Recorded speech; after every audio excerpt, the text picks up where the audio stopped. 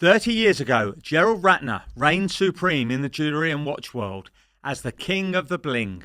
By the age of 41, he had taken the business his father had started and transformed the family chain of shops into the world's biggest jewellery group, with more than 2,500 stores across the UK and US.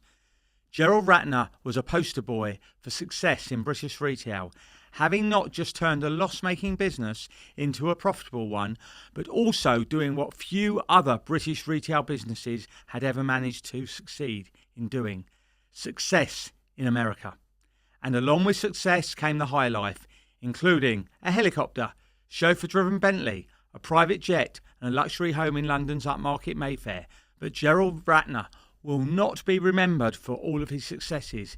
Instead, 30 years ago, in 1991, he gave a speech which would see his world come crashing down in what has been dubbed the biggest corporate gaff in history. During that now infamous speech in front of 6,000 of the top of Britain's business world at London's Royal Albert Hall, he jokingly referred to one of his products as total crap. Now, to me, Gerald Ratner was an absolute legend. 30 years later, and I managed to get Gerald along for a little chat, and I wanted to share my day with him with you. Ratners. And I have to admit that while it offers choice with its 99p earrings, it's positioned very down market, and it doesn't represent prosperity. And come to think of it, it's got very little to do with quality as well. But also, I have to be honest, also in Ratners, we sell gifts as well as jewellery.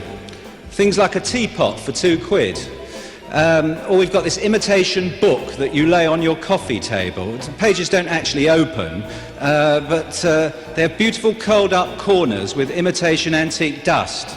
I know you might say it's not in the best possible taste, but we sold 250,000 of them last year.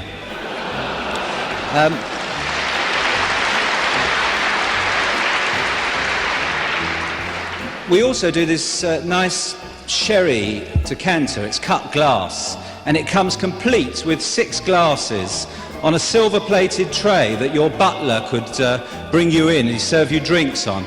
And it's really only cost £4.95. People say to me, how can you sell this for such a low price? I say, because it's total crap.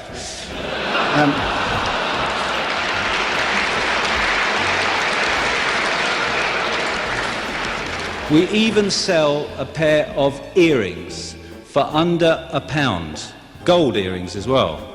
And some people say, well, that's cheaper than a prawn sandwich from Marks and Spencer's. But I have to say, the sandwich will probably last longer than the earrings, but anyway.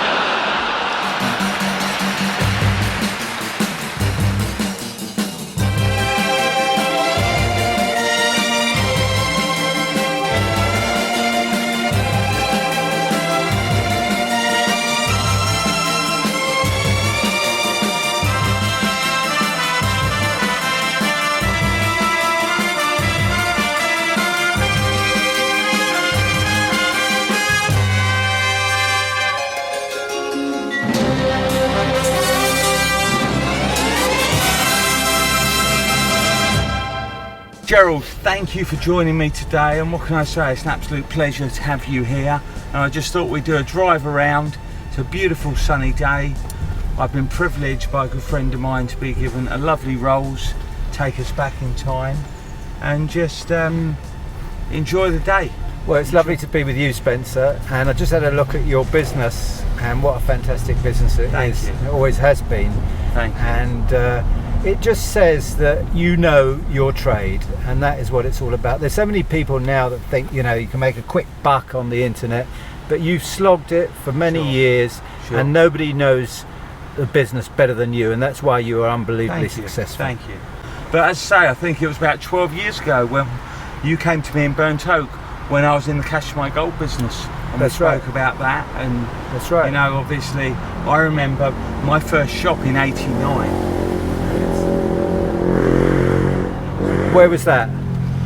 My first shop in '89, Gerald, was number 4 Seven Sisters Road. Okay. And all I do is run round to Ratners Yeah. and look at what you were selling and what price, and how can he be doing this? This is ridiculous.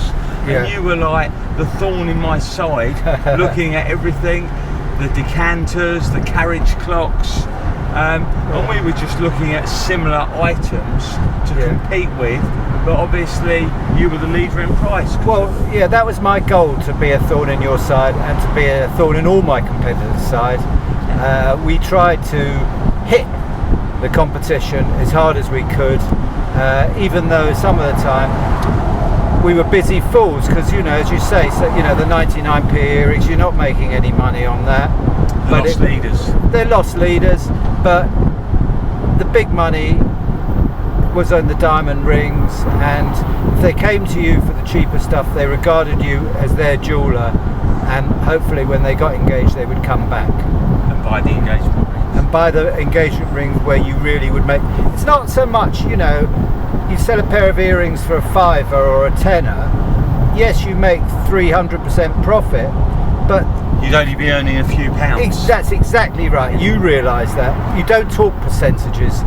Because what's the point the sum of money. having a high street shop and making 2 or 3 quid on a sale, but a £500 diamond ring, okay, the margin's not as high, it costs you 250 quid, but you're making 250 quid. Yeah, it's Just a like sum when of you money. sell a Rolex for 4 grand or something like that. It is It's a sum of money. The percentage is huge, but it's the sum of exactly. And we really, when we actually brought in these people, McKinsey's, who are management consultants, money. Sure. they said, well, you're not actually making any money, you're looking at percentages.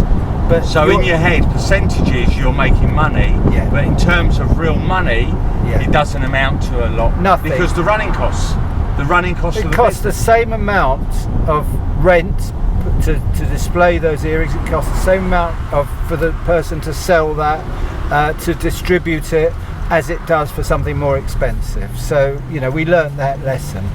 Sure. But if I went back to my Holloway Road days, I mean, I was constantly looking at your shop window, Yeah. copying your signs, Gerald, your for sale signs, the discounts, all of those. I mean, that was the thing of the early 90s. And then it was recession, so I was a pawnbroker there as well Yeah. at that time. I mean, the amount of gold. Do you remember all the 2-ounce bracelets? Yeah, UAD, yeah. all of those pieces. Well, you know, we did. You know, you talk about 50% off and money back guarantee, and we'll pay the difference if you see something cheaper, and all those sort of things.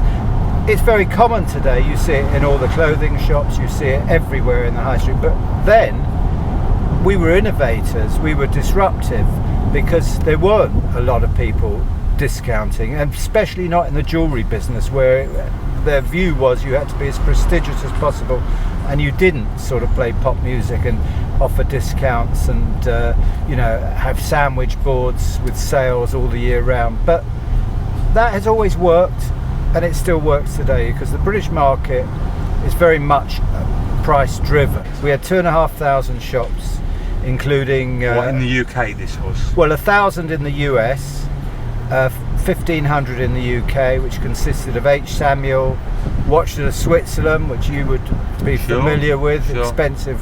We were the biggest Rolex seller. Nobody ever thinks of Ratners as the biggest Rolex seller.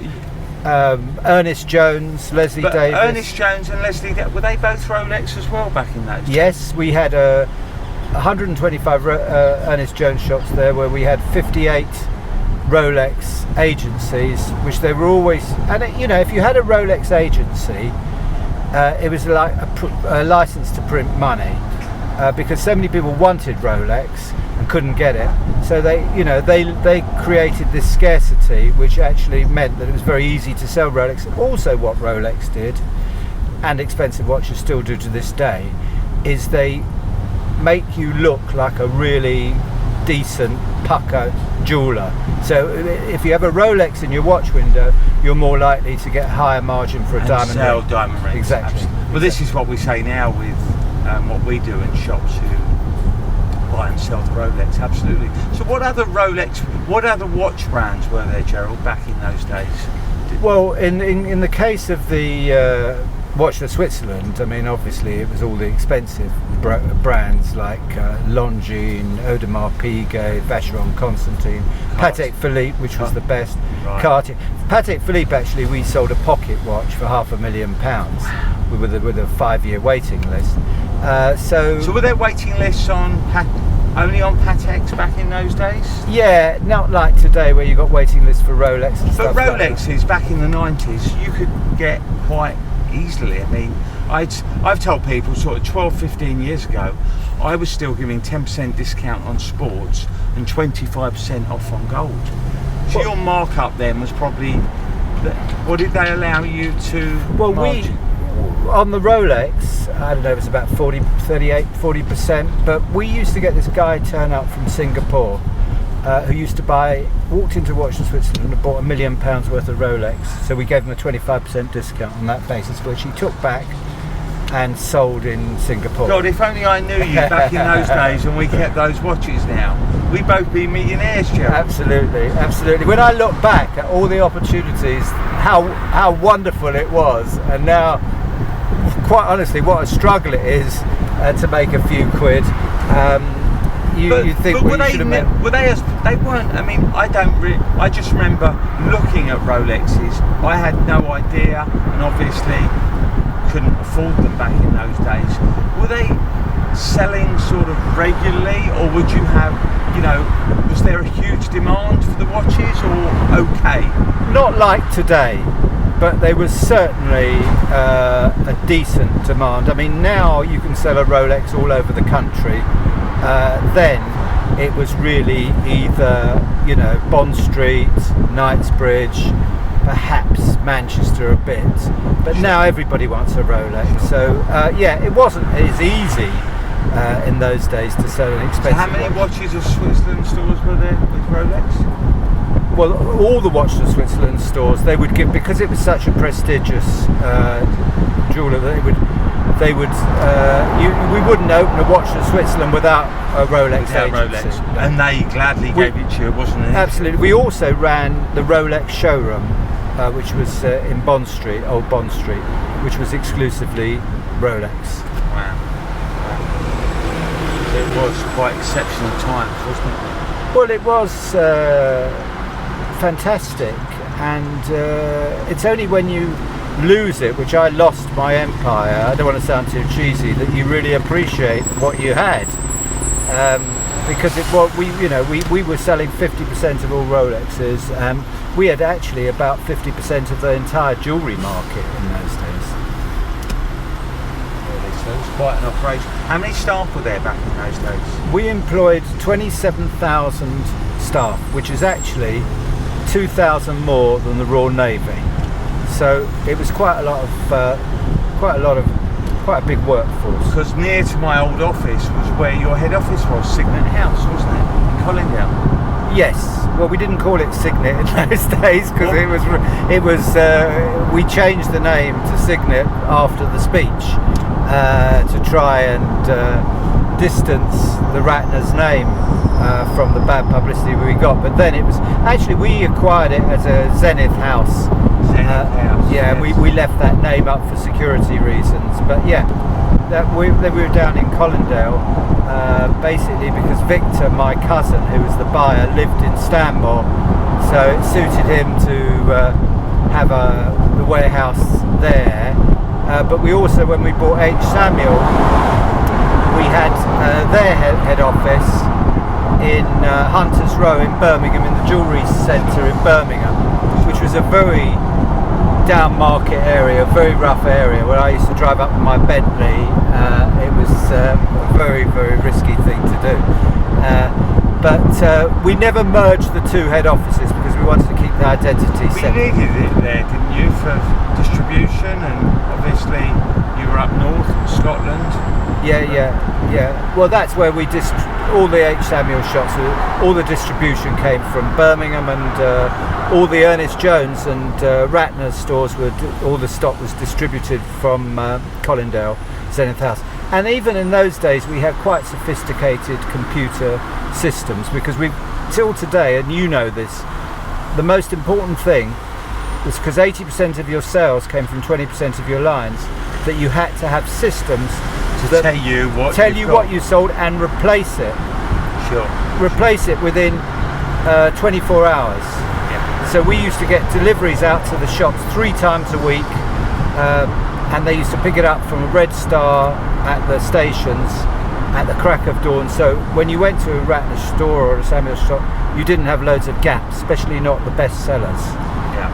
Look, I remember that very well. I mean, I went on a stock system in '92, and it seemed a huge amount of money.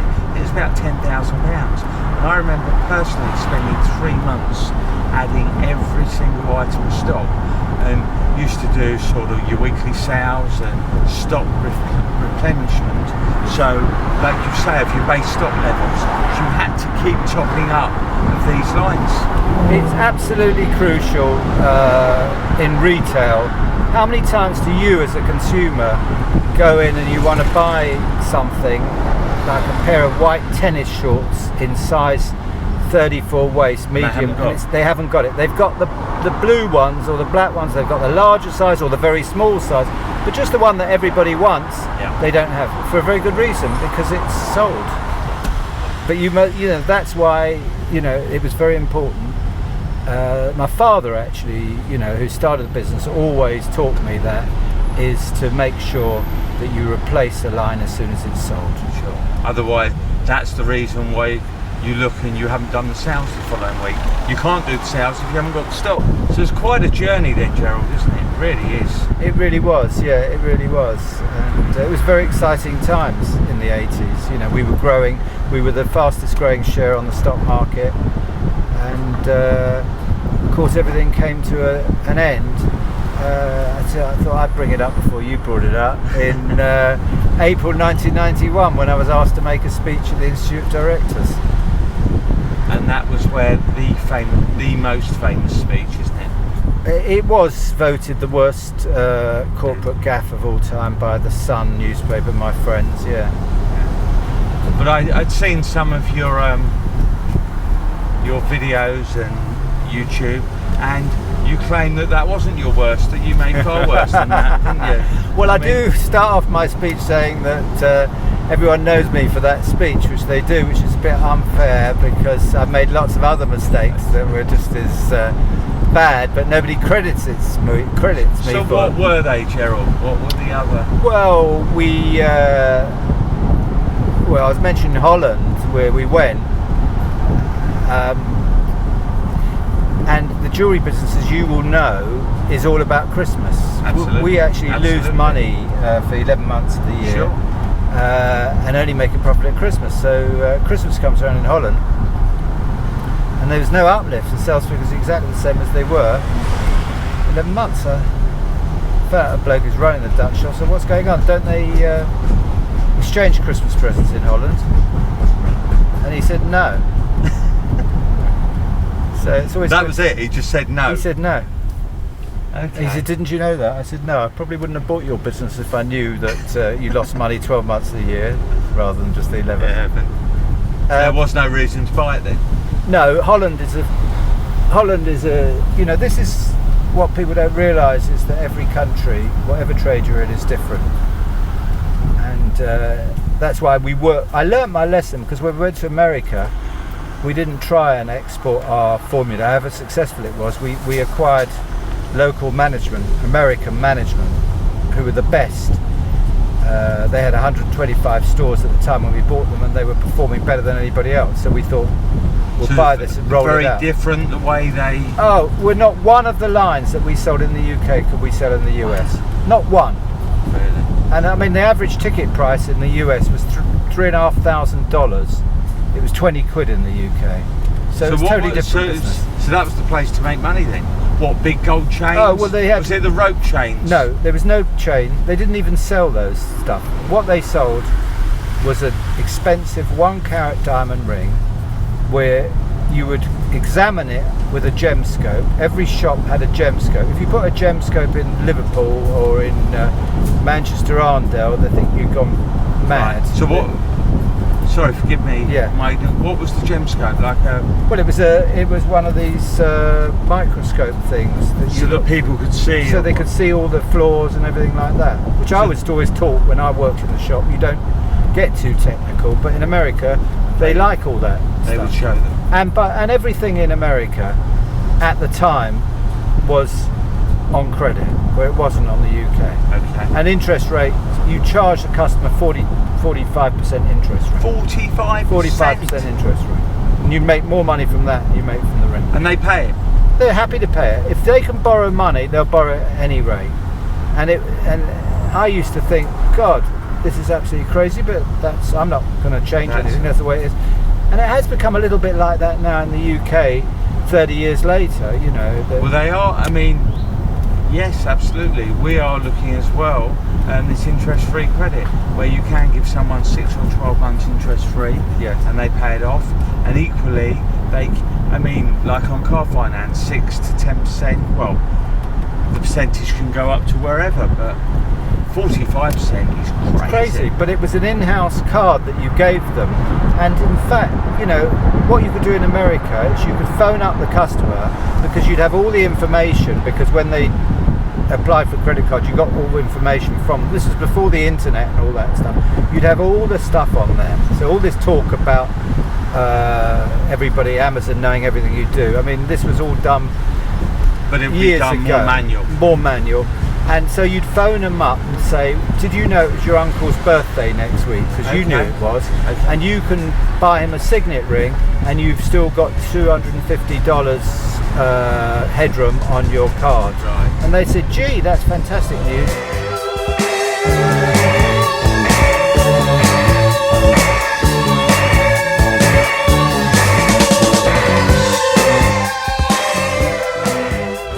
So here we are, Gerald.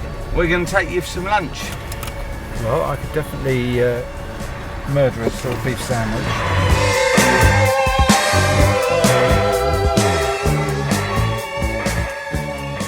So how many stores did you have out of all of them selling Rolex? Did they sell Rolex in America? No, we didn't sell watches in America. Did you? Out there in Jones they had 58, and the watch Switzerland only had in those days about 17 shops, so about 70 shops. And we had the Rolex, the main Rolex showroom, which everyone thought was Rolex, but was us. All these years later now, after you know, I mean, you're known around the world for, I don't know if you call it the wrong or the right reasons, but how do you feel about that after all these years? Do you feel any bitterness? Well, I did for a long time. I can imagine, yeah. You know, because I built this successful business up. Suddenly, you know, I was like poster boy for failure after you know, being retail of the year and all that. And I thought, this is ridiculous that I'm in this situation with one stupid joke.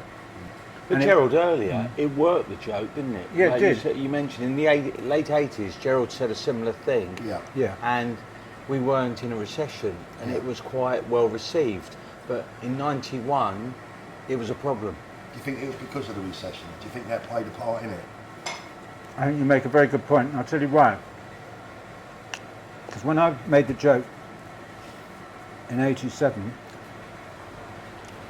it was in the newspaper, even in the Sun. And he said he's well known for making jokes, and they listed him. Not a problem. When I did it in 91, we were deep in recession. Yeah. People were struggling to pay their electricity bills. It was like 2008 after the banking crisis, and they had to have a fool guy. They had to blame somebody. Yeah. And when people, you know, are struggling, they lose their sense of humour, quite rightly. So I made the joke at the wrong time. I'm sure that when, you know, make it when in the 80s in the boom, the reason that everybody took it the way it was because everyone was happy. What do you think that comment cost you? Well, they say it officially cost £500 million. 500 million. That's a valuable comment, for isn't it? one comment. Exactly. That's what, and in fact, in that same speech, I said that we've achieved, and you can see it on YouTube, we've achieved what we have done by selling quality items, quality jewellery sold by quality staff. So you know, in the context of that, yeah, but we do sell one or two items, which, quite honestly, one sherry decanter which we acquired when we bought H. Samuel, which I've never thought much of. But obviously, that's why you've got to be careful what you say, because people will make mischief, and the press were disingenuous. They saw it as an opportunity, great story, and that's what they do. And for all you watch lovers out there right now watching this, we are talking to a man that once owned Watches of Switzerland. And Ernest Jones. You could have bumped me up the waiting list. So. Well, this is it, Paul. If all our viewers knew Gerald back in the day, wow, I mean, he would have been the most popular AD you could ever imagine. You would be in today, if Gerald Ratner was 30 today and in charge of Watches of Switzerland, you'd have the power of the world in your hands. Yeah. Really.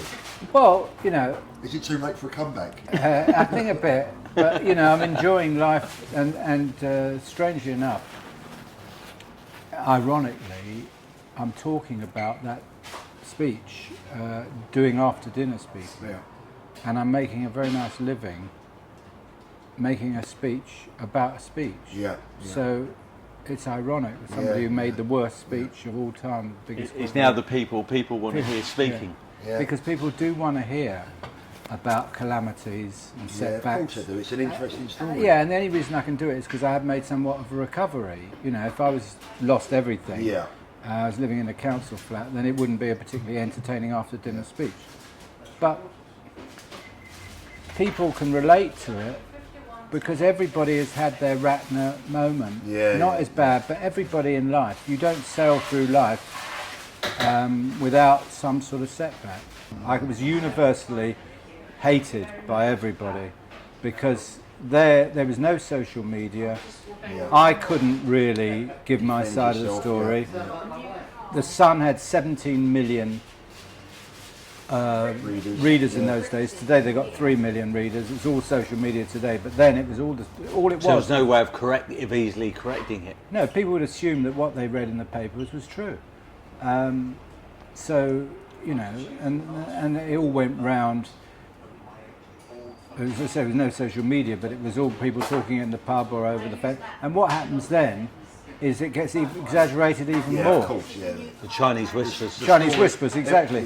So it becomes more and more ridiculous. More the story. powerful, That I said it, you know, that the most ridiculous things, you know, that I went bust, and which I never did, and which, you know, and that, you know, everything I sell is crap. I've said that, and all of that sort of stuff. Because if you're telling a story in a pub, you tend to embroider it to somewhat to make it even more. Yeah, of course.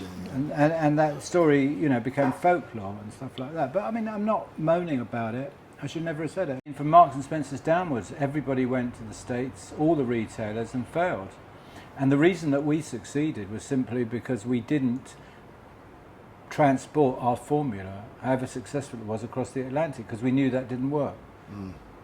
We bought one of the most successful businesses out there, albeit fairly small at the time, used their management, used their systems to expand it. And so it wasn't really me, it was them. But you use your expertise to grow it. Yeah, and the fact that because we were so successful in the UK, we could raise money in the city, so we could buy up American companies. I mean, one of the things that our investors kept saying to us is, you've got 50% of the jewellery market, where do you go from here? Your ex-growth. We love what you've done over the last 7 years. You've gone from a loss of 34,000 to a profit of 125 million. We're going for 200 million this year, which they were. But we're not going to be able to see this growth. This is what how the city think. They're not going to carry on seeing this growth. Where does it go? So that's why you had to go to America. We had to go to America. And or we could diversify. And it was either, you know, diversifying, or I thought, well, going to America is diversifying, but it's less of a diversification than going into the clothing business or whatever. So actually the first people that we spoke to were Tiffanys, who recently had been sold for 17 billion, but then that company was only worth about 200 or 300 million. So we felt that was a good way of entering the American market. But we went to see them, and the guy said, well, if you bought us, I wouldn't work for you. I would leave. So I said, well, I can live with that. But in the end, you didn't want to make a hostile takeover. If his management was against it, it can get very bloody. It wasn't a good start. Yeah. It's not what you really want to agree. I felt at the time, if I'm going to America, I don't want to start off with a hostile takeover. So I went, tried to get something that was an agreed thing. I mean, in the case of H. Samuel, it would have been. He was against, the chairman of H. Samuel was against selling, but I made him the chairman of the company. Yeah. So it was an agreed bid. It wasn't a hostile, but that was in. I fired him 3 months afterwards, but it wasn't. And then that went on to backfire, didn't it? It went backfire because I thought I was very clever firing my own chairman, and then after the speech, I hired a chairman. And he went on and fired me. So if you live by the sword, you die by the sword. Tell us a little bit about your experience with watches in Switzerland. What sort of relationship did you have with Rolex back then? Well, the thing about normally with a supplier would come to you and try and sell you something. Yeah. In the case of Rolex, it's the opposite. You as the buyer try and persuade them to sell you because they create a shortage like De Beers do with diamonds, and they would only allow certain jewellers to have a Rolex agency. And as soon as you had a Rolex agency, it was like printing money. Because not only did Rolex sell fantastically, but putting Rolex in your window upped the whole ante for the shop. It looked, and you could start selling diamond rings, it had profile and all that sort of stuff. So all I would try and do was persuade Rolex to let me have more agencies or let me have more watches. And I used to take them out. I was a member at the time of Annabelle's and Mark's Club and all these expensive places. And I used to go out and wine and dine Rolex, which is ridiculous because normally you'd be wined and dined by being the customer. In fact, I was wined and dined by Seiko, and the Japanese, their hospitality knows no bounds. It's quite phenomenal what they will do to try and get you on their side. But, because they're selling, and they print, the Japanese will make as many watches as you want. There's no limit. There's no limit. I know that we sold 50% of all Rolexes sold in the country. 50%. Half of all Rolexes. All Rolexes. And what year was this, John? This would be in the mid-80s. Mid-80s. So in the mid-1980s, the man sitting in front of me was responsible for the sale of around 50% so of Rolex watches. That's probably most of the Did you put anything by, Gerald? I didn't put anything by. Nothing tucked away for me? I had no Rolexes tucked away. And the thing about me is I live for today, and I'm still like that, and it hasn't held me in good stead because when I had millions of pounds worth of shares that were £4.20, after my speech it went to 2p. So I lost everything. And people said, well, didn't you have a load of this, tucked away savings, shares in other companies, properties? Nothing. Because the shares were going up so much that I put it all in there. So I do put all of my eggs in one basket, and that's why I lost everything. If I was not high profile, if I was like a Howard Hughes type reclusive, I'd still be running Ratners. It wouldn't be called Signet. And somebody once said to me, you're enjoying life so much, are you glad you made the speech? Because you'd be still running a public company and being a workaholic. And I said, that's the most stupid question anybody's ever asked me. Of course I bloody regret saying that. Gerald, it's been amazing meeting and speaking with you today. I've taken quite a lot on board. I won't be making any more speeches. Mind you, I'm in trouble because that's what I do for a living. That's what he's doing the weekend. That's what we do. That's what I do all the time. But it's been amazing meeting you and listening to your story. Thanks ever so much. And it's just sad that you've gone from Margaret Thatcher to Spencer Roy. But Gerald, again, thank you from me. I think a number of years ago when I first met you, really fantastic. Great to see you and hear the stories, and that you're fit and well, and cycling 25 miles a day more than you and I are. Yeah. Well, I'm glad, Spencer, you're still doing fantastically Thank well, you. even Thank you. better than you were when I last saw you. That seems to always happen. And you deserve your success. Thank you very much.